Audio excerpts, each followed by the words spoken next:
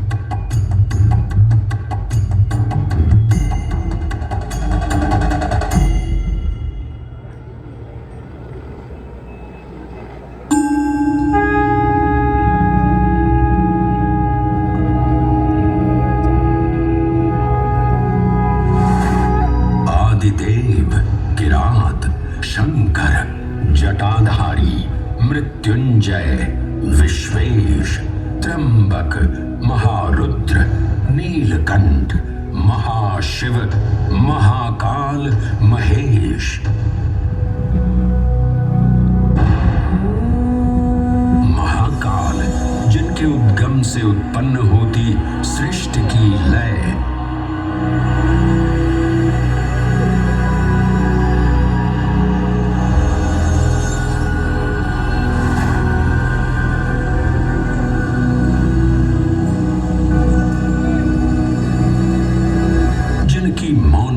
सन्निहित है समस्त ब्रह्मांड की माया। इन महान देव को नमन करने से पूर्व आइए वंदन करें उस रूप को जो स्वयं शिव से पहले पूजित होते हैं, श्री गोपू बालेश्वर। जब एक 5 वर्षीय बालक ने राजा चंद्रसेन को अपनी अमूल्य मणि की रक्षा हेतु महाकाल की उपासना में लीन देखा तो वो भी भक्ति में तल्लीन हो गया। माँ के बार बार बुलाने के बावजूद वो अपनी पूजा में एकाग्र रहा। उसकी श्रद्धा से प्रसन्न होकर भगवान शिव स्वयं उसके घर लिंग के रूप में प्रकट हुए। इस बालक की भक्ति से प्रभावित होकर चंद्रसेन सहित अन्य राजा भी वहां पहुंचे, जहां स्वयं भगवान हनुमान ने भी दर्शन देकर उद्घोष किया कि इसी वंश में नंद जन्म लेंगे जिनके पुत्र होंगे विष्णु भगवान के अवतार श्री कृष्ण। ये परंपरा न केवल बाल भक्ति की प्रतीक है बल्कि गुरु शिष्य परंपरा, तांत्रिक साधनाओं और क्रमिक पूजन की विधियों से भी जुड़ी है। मंदिर परिसर में स्थित एक छोटा मंदिर श्री गोपू बालेश्वर महादेव मंदिर आज भी इस घटना की स्मृति को संजोए हुए है। महाकाल जो हर परमाणु और कोशिका में है, हर पल हर क्षण में। महाकाल जो है इस महानगर उज्जैन और नदी शिप्रा के कण कण में। आइए सुने उसी पावन नदी शिप्रा से महादेव की अद्भुत गाथा।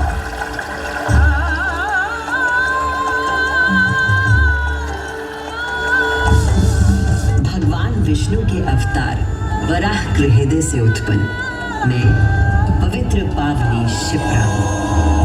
उद्गम तो मेरा श्री हरि के हृदय से हुआ, पर मैं प्रवाहित हो रही हूँ महाकाल के चरणों में।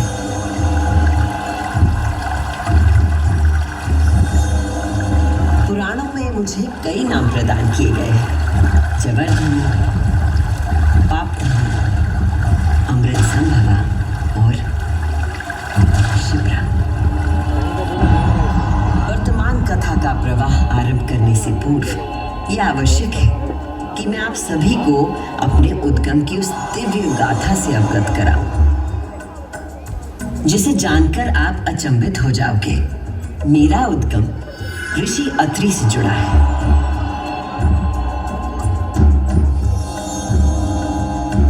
जो सप्त ऋषियों में से एक है। जब ऋषि अत्रि ने उज्जैन में 3000 वर्षों की कठोर तपस्या पूरी की और अपनी आंखें खोली, तो उन्होंने देखा कि उनके शरीर से 2 महान प्रकाश धाराएं निकल रही थी। पहली धारा आकाश की ओर गई और कहा जाता है कि वो चंद्रमा में परिवर्तित हो गई।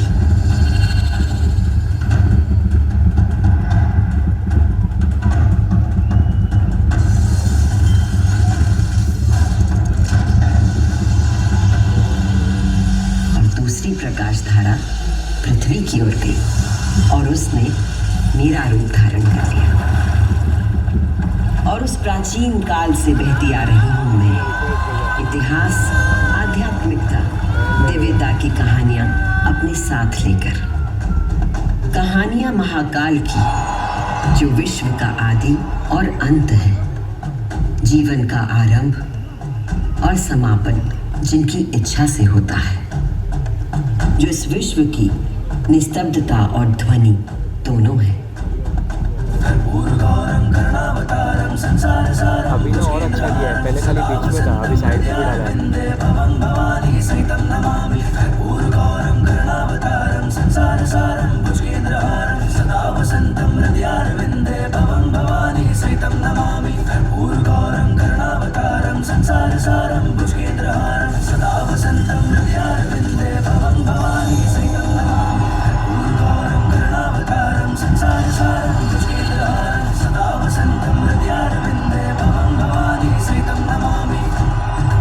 महाकाल की महागाथाएं इतनी विस्तृत हैं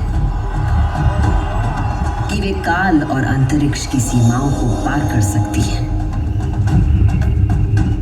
और आज मैं आपको इन कथाओं का केवल एक संक्षिप्त अंश प्रस्तुत करूंगी, केवल कुछ चुनिंदा मोती।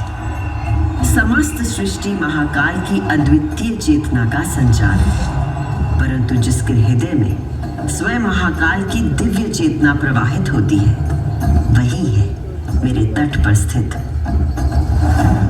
उज्जैनी। स्कंद पुराण में अवंती खंड के अनुसार अवंतिका यानी उज्जैन में सप्त सागर के अस्तित्व के बारे में बताया गया है, जिनमें से एक है रुद्र सागर।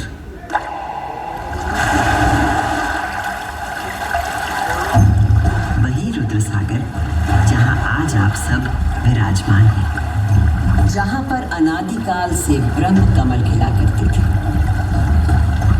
जहां भगवान शिव स्वयं अपने गले में धारण मुंडों की माला का प्रक्षालन करते थे। पौराणिक प्रमाणों में मिलता है कि यदि कोई व्यक्ति अनजाने में भी इस जल का स्पर्श करता है तो 7 कुल का उद्धार हो जाता है। संतजन को मोक्ष और जीव को अकाल मृत्यु से त्राण देने हेतु अवंतिकापुरी में अवतरित देवाधिदेव महाकालेश्वर को मैं कृतज्ञ वंदन अर्पित करती हूँ।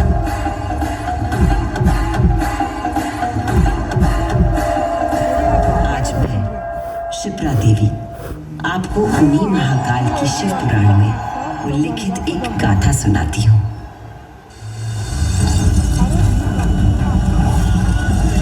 ब्रह्मांड के इतिहास में, हमारी आकाश गंगा में भगवान ब्रह्मा और भगवान विष्णु के बीच श्रेष्ठता को लेकर प्रचंड विवाद हुआ।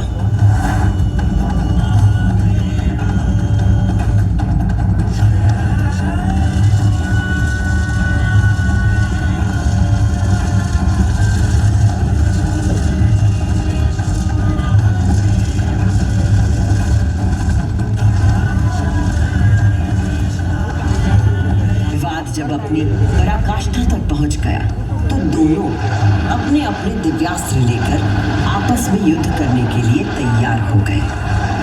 स्वर्ग में हाहाकार मच गया।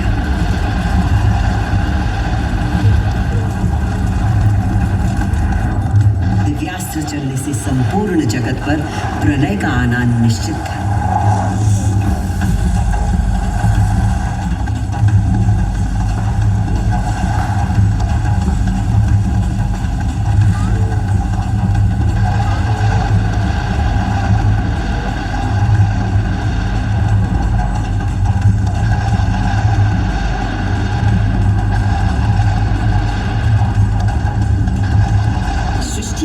प्रकोप से बचाने के लिए और इन दोनों के विवाद को रोकने के लिए भगवान शिव को माया रचनी पड़ी। और अकस्मात अग्नि की ज्वालाओं से लिपटा हुआ एक महान अग्निस्तंभ आकर स्थापित हो गया, जिससे दोनों देवताओं के दिव्यास्त्र स्वयं ही शांत हो गए।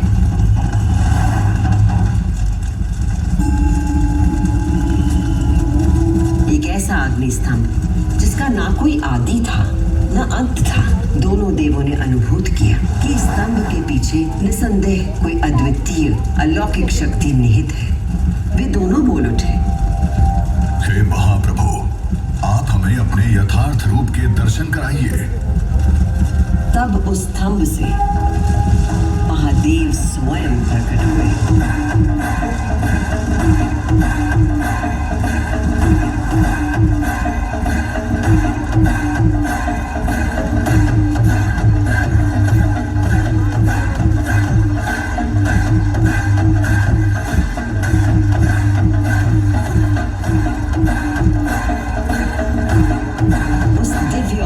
रूप के पंचमुख थे और प्रत्येक मुख में 3-3 नेत्र प्रकाशित हो रहे थे। उनके भाल पर चंद्रमा का मुकुट था और मस्तक पर जटा। उनका कंठ नीला था और उनकी 10 भुजाएं थी। उनके अंग समस्त आभूषणों से सजे थे। उनके मस्तक पर भस्म का त्रिपुंड था।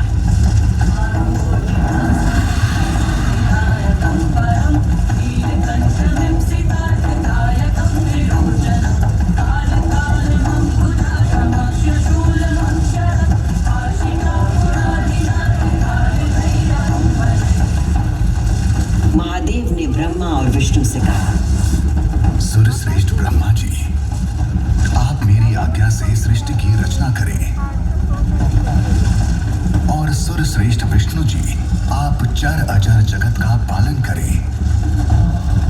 मैं ही सृष्टि का पालन करने वाला और मैं ही सृष्टि का संहार करने वाला हूं।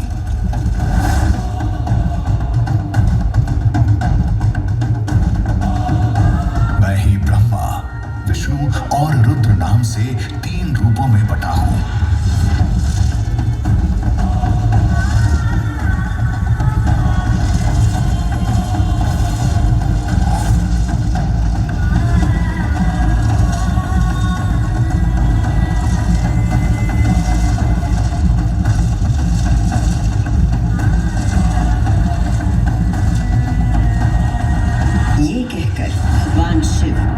पृथ्वी पर लिंग के रूप में स्थापित हो गए। उस पल से इस लोक में लिंग पूजा का विधान प्रारंभ हुआ।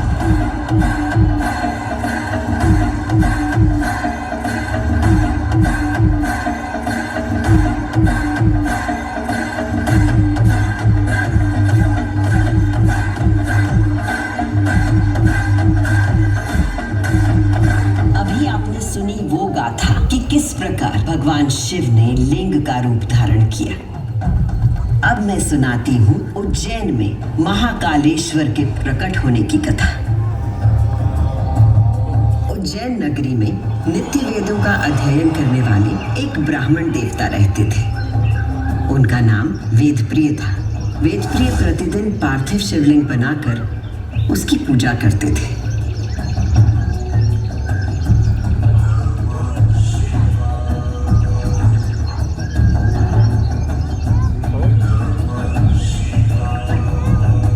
वेदप्रिय के शिव पूजा पारायण और भगवान शिव में आस्था रखने वाले 4 तेजस्वी पुत्र थे। उनके नाम थे देवप्रिय, प्रियमेधा, सुकृत और सुव्रत। चारों सद्गुणों में अपने धार्मिक पिता से कम न थे। दिनों दिन उनके सद्गुणों में अभिवृद्धि होती रही, जिसके कारण अवंती नगरी उनके ज्ञान के तेज से प्रकाशित होने लगी। उसी समय दूषण नाम का एक असुर प्रजापति ब्रह्मा की उपासना में लगा हुआ था।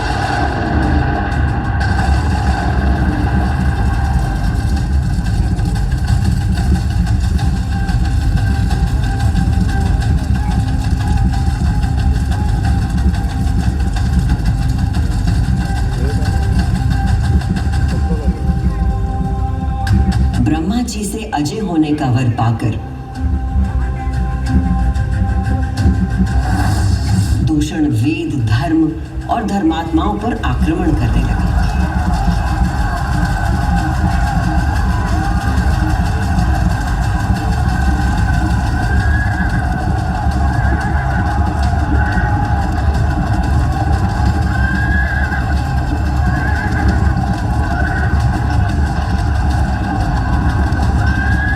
अत्याचारों की पराकाष्ठा पर पहुंचते हुए उसने उज्जैनी पर हमला करने का दुस्साहस किया। उज्जैनी में त्राही त्राही मच गई।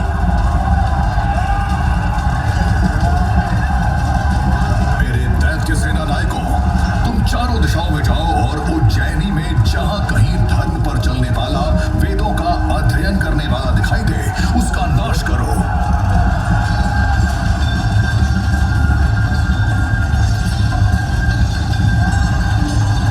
असुर से यदि कोई भयभीत नहीं था तो वो थे वेदप्रिय के चारों शिव भक्त पुत्र। नगर को भयाक्रांत देख उन चारों ने उज्जैनी के नागरिकों को आश्वासन दिया। उज्जैनी के नागरिकों, आप सभी अपने भक्तों पर सदा कृपा करने वाले भगवान शंकर पर विश्वास रखें और उनका ध्यान करें। भगवान सबकी रक्षा करेंगे।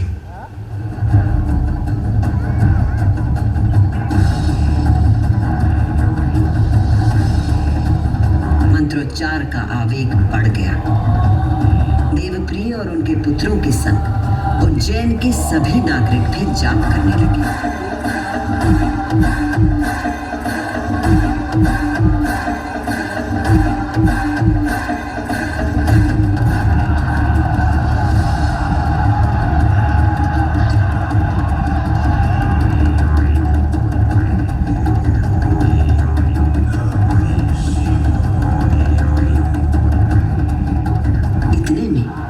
असुर दूषण अपनी सेना के साथ वहां पहुंच गया और उसने वेदप्रिय के पुत्रों को देख अपने सैनिकों को आज्ञा दी।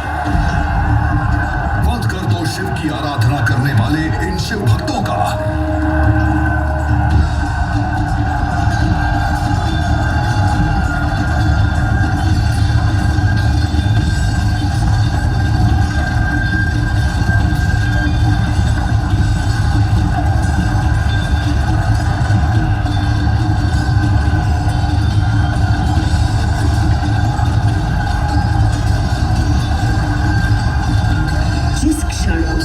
असुर दूषण ने उन निर्दोष व्यक्तियों की हत्या का आदेश दिया। उसी क्षण पूजा किए जा रहे पार्थिव शिवलिंग के स्थान पर भयंकर विस्फोट के साथ एक गर्त हो गया और उस गर्त से घोर गर्जना कर प्रकट हुए महाकाल।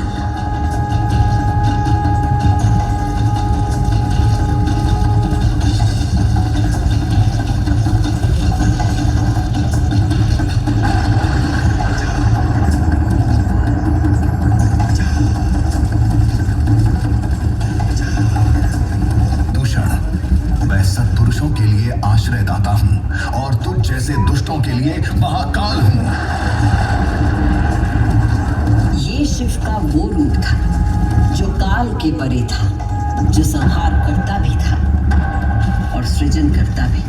महाकाल के प्रकोप से दूषण का नाश हुआ और उज्जैन में एक बार फिर से शांति स्थापित हो गई।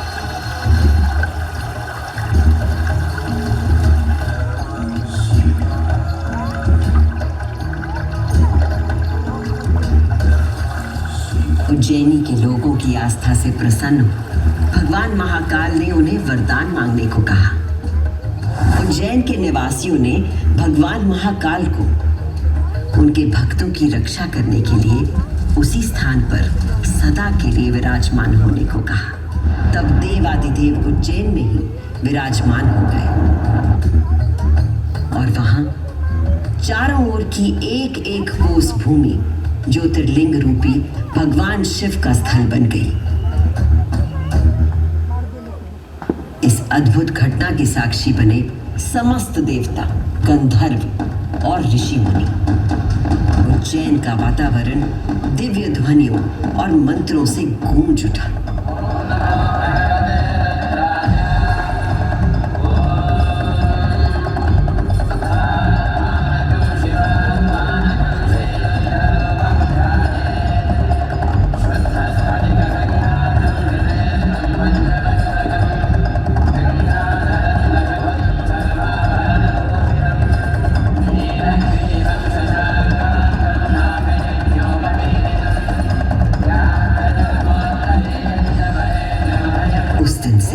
भगवान शिव ने महाकालेश्वर के रूप में भूतल पर अपनी प्रतिष्ठा प्राप्त की और ये स्थान श्रद्धालुओं के लिए तीर्थ स्थल बन गया।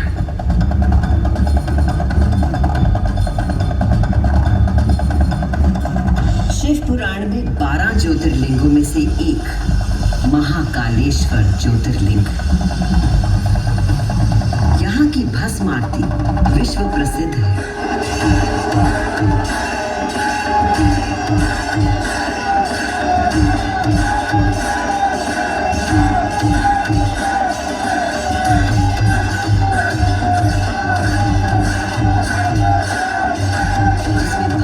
भगवान का श्रृंगार किया जाता है क्योंकि महाकाल की तरह भस्म अविनाशी और अपरिवर्तनीय होता है। इस आरती की शक्ति और महिमा ऐसी है कि भक्तों के सारे पाप समाप्त हो जाते हैं। केवल इतना ही नहीं, उज्जैन वो नगरी है जहां मानव शरीर पूरे ब्रह्मांड के साथ सामंजस्य स्थापित करता है।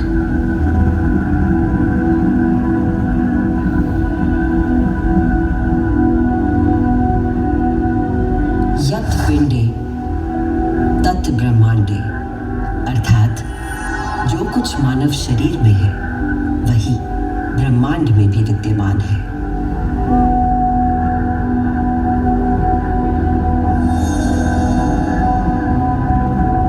ब्रह्मांड के सृजनकर्ता महाकाल के आशीर्वाद से मैं शिप्रा आपको उज्जैन तथा महाकाल की शक्ति, भक्ति और मुक्ति की गाथाएं सुनाती रहूंगी। काल का प्रवाह अनंत है, इसलिए जब तक महाकाल है